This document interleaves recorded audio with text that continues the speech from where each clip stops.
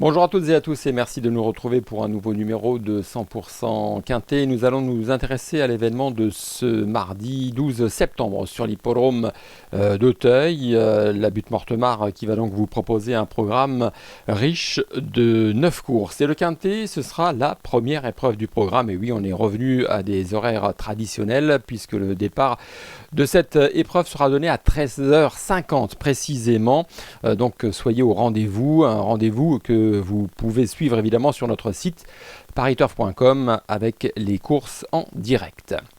Alors le Quintet donc de ce mardi, c'est le prix Alain et Gilles de Goulaine.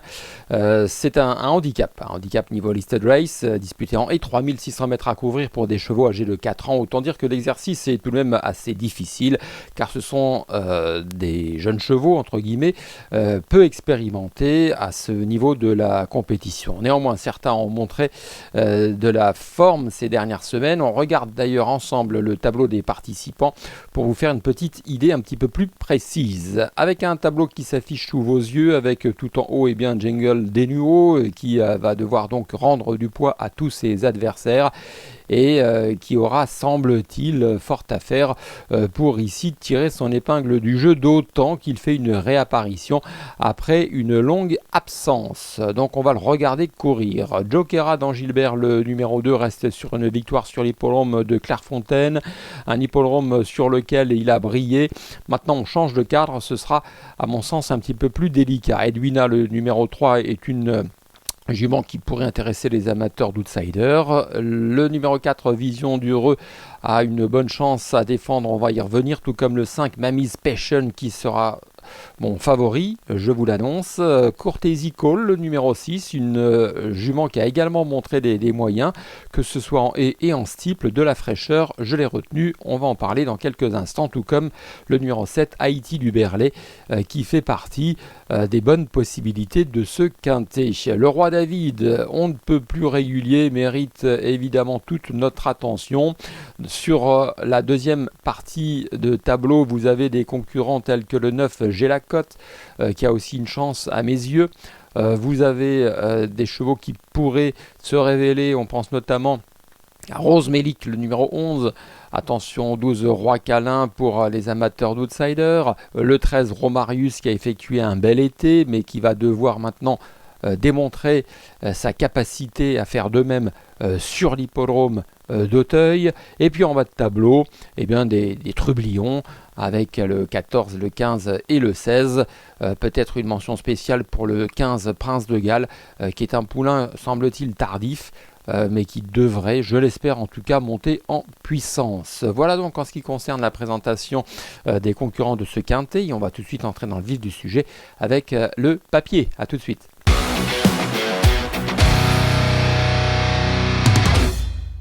Débutons le papier de ce quintet avec, je le disais, en favori le numéro 5, Mammy's Passion, et une course de référence qui va tout de suite vous permettre de juger les capacités de ce sauteur entraîné par Yannick Foin. C'était le 7 août dernier sur l'hippodrome de Clairefontaine d'Auville, le prix de la ville de Tourgeville, un quintet plus dans lequel ce numéro 5, Mammy's Passion, s'était classé à la 3e place. C'est donc un fils de Gémix qui ce jour-là s'était remarquablement comporté après avoir montré quelques semaines précédemment des moyens sur l'hippodrome d'Auteuil en ayant terminé, on se souvient, 2e. Mais en tout cas, à Clairefontaine, pour revenir sur cette course, eh bien Mammy's Passion faisait illusion. Romarius, la casaque jaune, venait le battre pour la 2e place. Lincoln s'imposait avec une certaine autorité. Donc une course de référence en tout cas qui nous permet de juger l'état de forme de Mammy's Passion et surtout l'avantage d'avoir déjà réussi sur l'hippodrome d'Auteuil. C'est évidemment un paramètre très important, notamment par rapport à d'autres concurrents dont ce ne sera pas le cas. Une situation sur l'échelle des valeurs qui est correcte, sans lui donner évidemment une grosse marge. Son entraîneur Yannick Foin estime qu'il aurait préféré évidemment un terrain beaucoup plus souple. Bon, néanmoins, on a tout de même arrosé, on l'a vu notamment dimanche sur l'hippodrome de Longchamp. France Gallo veille à ce que les pistes soient suffisamment souples. Donc en résumé, Mammy's Passion, il peut gagner, il peut en tout cas jouer les premiers rôles, et si ce n'est pas le cas mardi, retenez-le, ce sera un petit peu plus tard dans la saison. Voilà en ce qui concerne mon favori. Allez, on va enchaîner un petit peu plus rapidement avec maintenant mes chevaux à suivre. Avec mon deuxième favori, le numéro 9, J'ai la cote. Espérons-le. Le 21 août, on regarde une course de rêve. C'était à Clairefontaine. Et à Clairefontaine, eh bien, J'ai la cote terminé deuxième du prix des Troen. C'est une candidature intéressante, me semble-t-il, pour ce concurrent entraîné par Nicolas Paysan, qui donc, sur l'hippodrome de Clairefontaine, terminé à la deuxième place. À la deuxième place de qui? De Joquera d'Angilbert. Évidemment, la marge de manœuvre du lauréat s'est réduite, et J'ai la cote terminé à une tête de celui-ci, laissant une belle impression. Donc une aptitude sur les parcours de haies, une belle forme. On a déjà pris la température sur l'hippodrome d'Auteuil, donc beaucoup d'éléments positifs concernant ce numéro 9 qui me semble être compétitif également pour les premières places. J'enchaîne avec le numéro 7. C'est Haïti du Berlay, du Berlay donc avec le torchon numéro 7 et une course de référence qui date bien, du mois d'avril. Haïti du Berlay est également entraîné par Yannick Foin, qui est donc l'entraîneur de mon favori Mémise Péchon. Et Haïti du Berlay, donc le 23 avril sur l'hippodrome d'Auteuil dans le prix Claude Cohen, terminé à la 4e place. C'est une pouliche bien née par Martaline et Hilton du Berlay.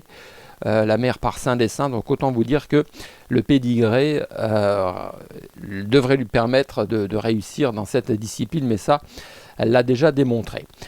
Donc cette course de REF à Auteuil nous permet de juger qu'elle avait des possibilités, qu'elle avait du potentiel. Elle était encore un petit peu verte au printemps, on s'en est douté, donc Yannick Foin a pris son temps, il l'a couru de façon espacée, il a trouver un engagement favorable la concernant fin juin sur les l'hippodrome de Wissembourg.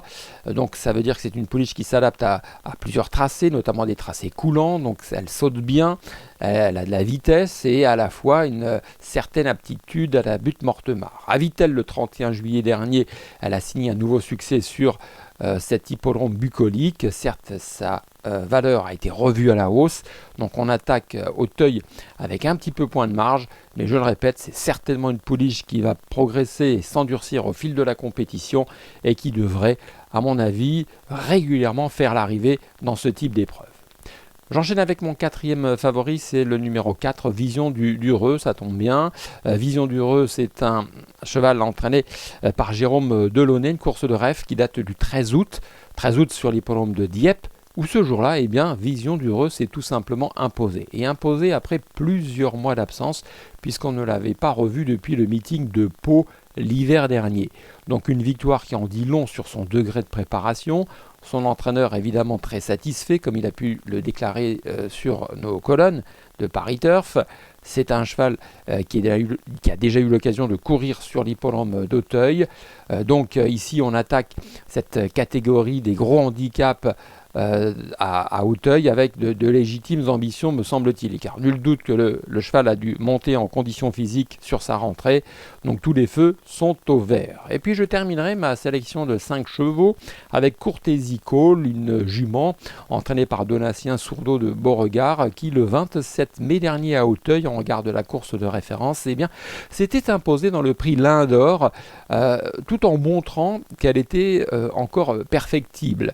Alors c'était le parcours du steeple, mais ce jour-là, elle avait émaillé celui-ci de plusieurs fautes, quelques hésitations, et puis elle avait commencé à enclencher depuis le dernier tournant pour venir finalement dominer la situation en devançant Lady Pretender ou encore Jade Conti. Alors là, on change évidemment de registre.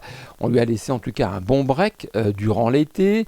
Elle ne sera évidemment pas à 100% de ses moyens, mais c'est intéressant de la voir évoluer dans cette catégorie à Auteuil, d'autant qu'elle avait gagné au printemps dernier sur l'hippodrome du Putois à Compiègne. Donc attention, c'est une candidature, je le répète, intéressante. Voilà en ce qui concerne mes préférés. On enchaîne avec notre choix.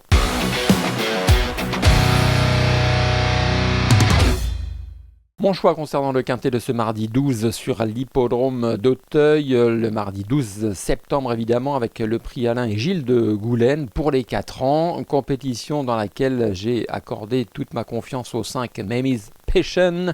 Au numéro 9, J'ai la cote. Au 7, Haïti du Berlay. Suivi du numéro 4, Vision du Repuy. Le numéro 6, Courtésie Call. On va se quitter comme d'habitude avec un conseil de jeu. Durant la réunion 1 sur l'hippodrome d'Auteuil, je vous invite à mettre une pièce sur le 911 Jericho à Coara, qui avait montré d'indéniables moyens. On s'en souvient lors de ses dernières tentatives en et sur l'hippodrome d'Auteuil, où notamment il avait signé une victoire au mois d'avril avant de terminer deuxième fin juin du prix Gérald de Rochefort, en ayant été battu par le bon Secret d'État.